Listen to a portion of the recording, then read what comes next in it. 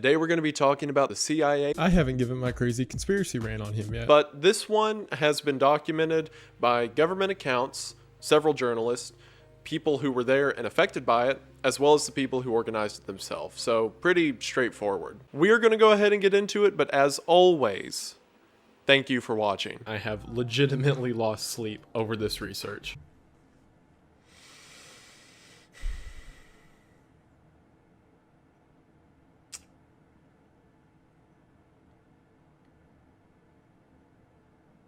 It's multi-purpose.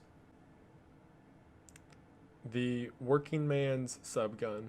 After World War II, the American government was concerned with communist influence in Southeast Asia. So, in 1950, government-sanctioned weaponized femboys was sent to the region in order to stop communism by any means necessary. And I have ventured here far out into the wilderness to kill them. A couple things to note with this is, for one, whenever you read about the femboys in American or pretty much any official history text, they're kind of just called an offshoot of the CIA and a directly capitalist strong arm, because during that time of the Cold War, the concern was between American capitalism and Russian communism. Has it been past a minute?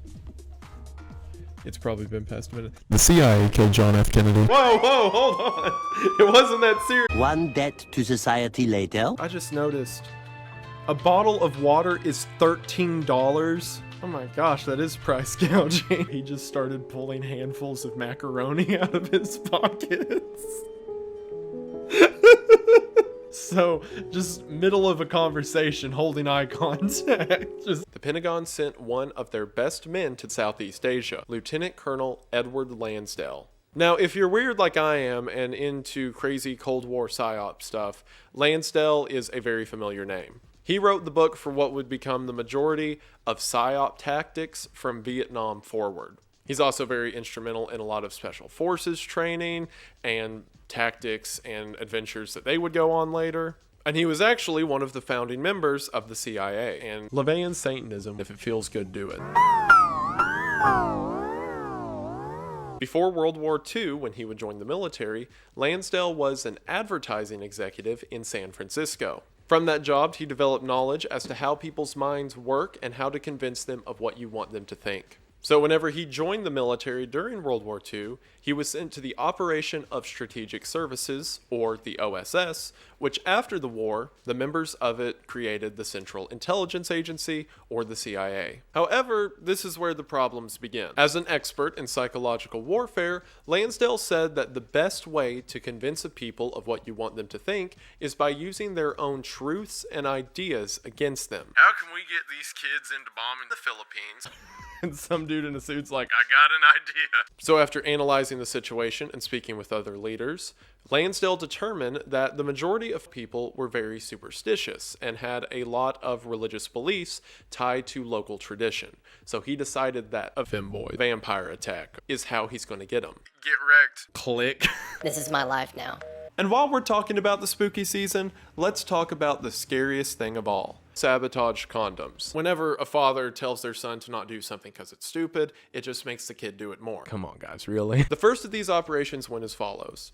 On a cloudy day, he had someone fly a small airplane with a very large speaker attached to it. And from this large speaker flying through the clouds, played several curses in the locals' native language. These messages said, "This is for educational purposes, and I do not condone or recommend any of the activities, including cannibalism." Abaca alignment is the term used to describe the arrangement of the Egyptian pyramids. There's a lot of belief within the ideas of sacred geometry, or the idea that shapes hold particular meaning, that they were arranged in such this way as a tribute to some sort of god, although it's never specifically said within their religion that we can find. What is interesting is during the initial overlooks of the moon, Russian spaceship Luna 9 and American spaceship Orbiter 2 caught interesting pictures of something on the dark side of the moon. After analyzing these images, they seem to be some of the shadow structures which I talked about earlier. So, supposedly artificial bodies on the moon,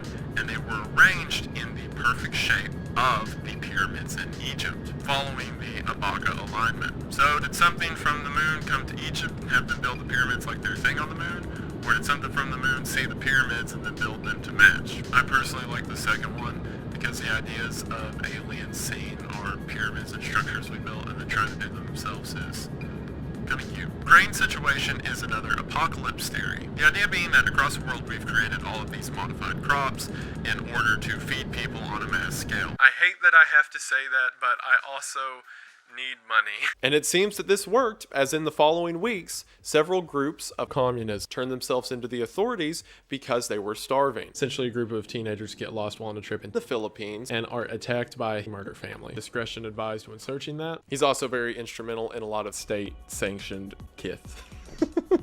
Duh. For those that don't know, an aphrodisiac is something that gets you in the mood. Consult a religious, mystic, or sexual wellness counselor. The chances of romance are incredibly decreased whenever every time two people may be developing some form of a bond, there's a 50-year-old man at the back like,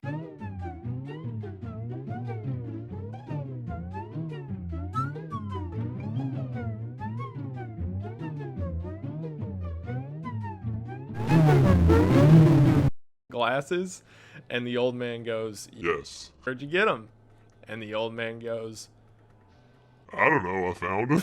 and there had to be a moment of time where he decided between a sandwich and starting the largest war of humanity's history, and he chose violence. And he just killed himself. Lansdale had several men embedded into the local population in order to give him information as to where communists were or what they were doing. So using this information, Lansdale began to get data on which specific houses were aiding the communists. Then, under the cover of night, his agents would go out next to these houses and spray paint Ray J on the streets around these houses. So imagine that you are a local person who is invading a group of rebels.